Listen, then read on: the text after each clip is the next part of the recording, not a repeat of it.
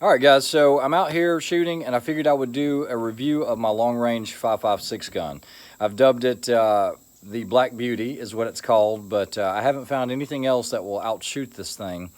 In a lot of these two-man team matches, you have to have one guy that's designated a carbine guy, and he could engage targets out to about 700 yards, or usually smaller targets.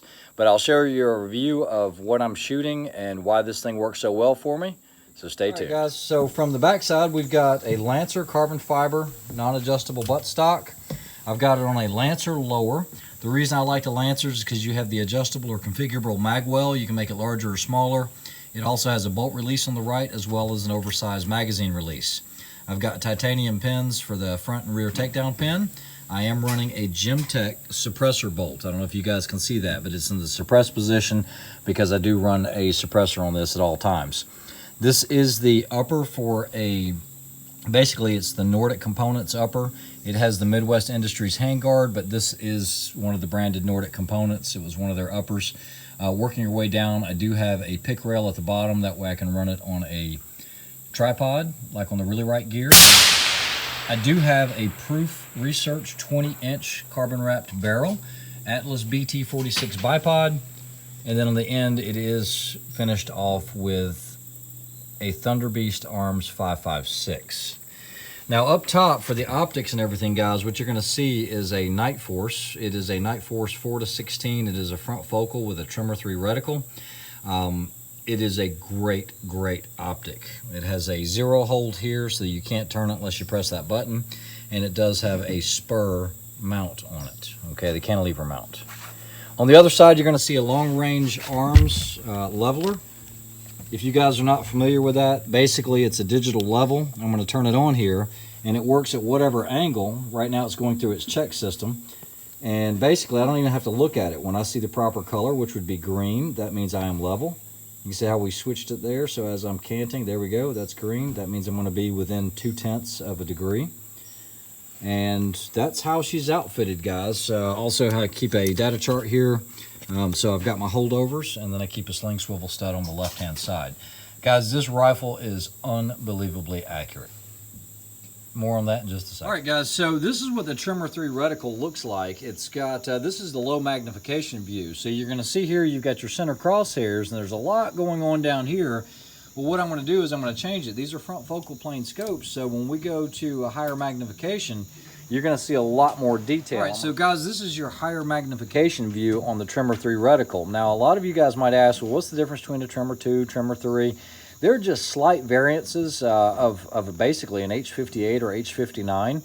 The biggest thing is going to be your wind dots, okay? So like these wind dots that you see right here, these are going to be determined by whatever caliber you're shooting, and there's a way to determine what those wind dots represent.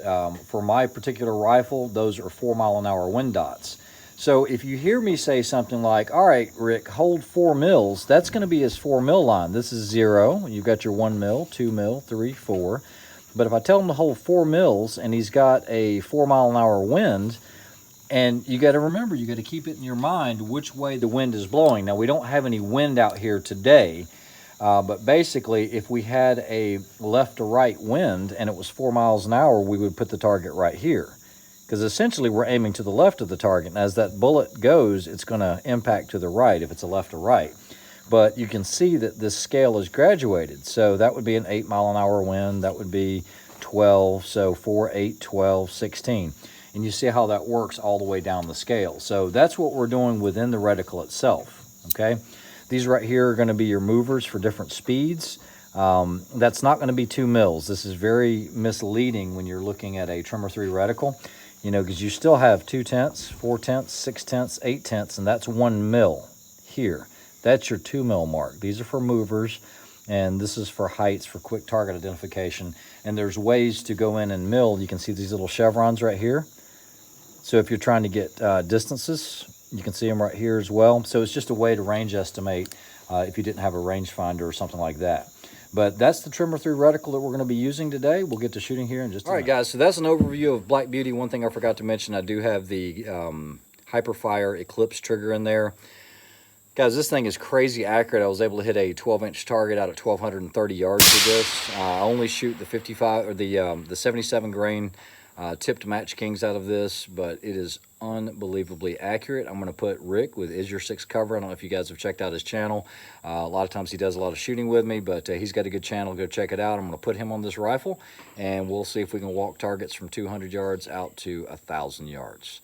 Stay tuned. All right, guys, so I've got Rick on Black Beauty here. He is not familiar with this rifle. Basically, I'm going to give him his calls and his holds. His first shot's going to be at 200 yards. It's going to be at 3/10 of a mil. So all he did was just dialed in here 3/10. I'm going to have him dial this stuff. And that's his parallax. So basically, he's adjusting the clarity on the scope, or we call the focus, if you will. So, Rick, let's just run these straight on out. He's already got it charged. And guys, you'll hopefully be able to hear the report on this. 200 yards, 0.3. Shooter. Send it.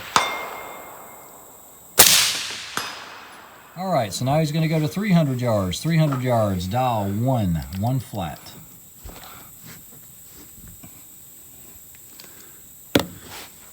Lighting's really bad to show you guys the targets out there, the steels out there. It's about a 6-inch steel. 300 yards, go ahead and send it.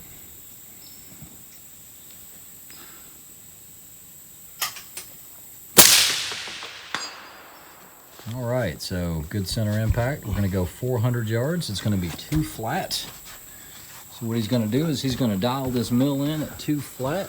400 yards? Yep, at 400 yards. And that is... I think it's kind of over the top. Yeah, it's over the 3. All right, shooter's ready. Send it. Hold on, let me find a green light. There we go.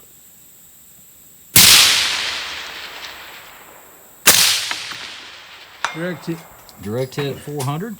Now we're going to go to 500 yards. Just go center big plate. We'll go 3 flat. So he's dialing in 3 mils here, guys. So you can see that. It's on 3 mils. All right.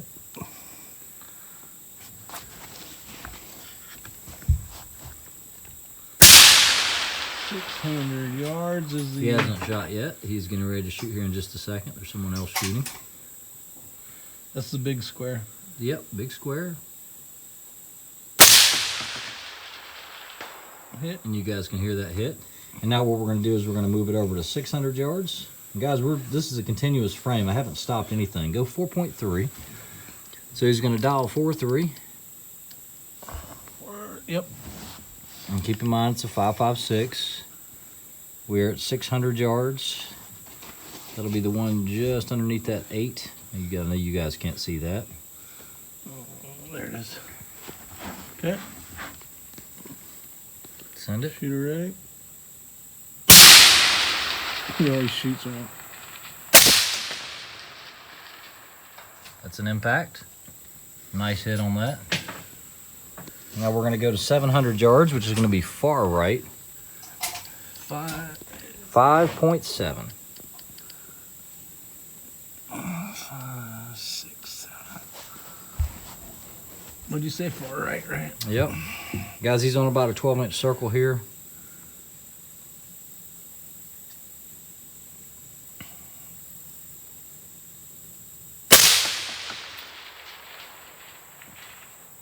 Nice. So 700 yards, he got his impact. Now let's go, let's skip 800 because the visibility is bad on that target. You've got 900 yards. It's the far right steel. Man steel. Yep, 9.4.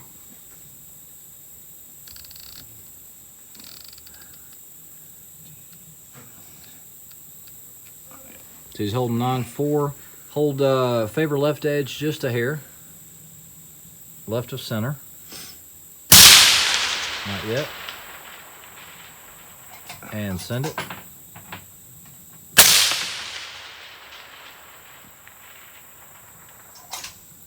Couldn't tell.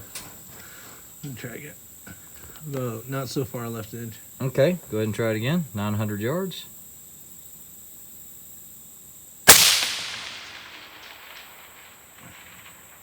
That's an impact. Guys, it's really hard to hear these steels at distance because they are so thick. So that is what it is. And we got a guy beside of us shooting a 6.5, so you're definitely going to hear his impacts a lot harder. Yeah.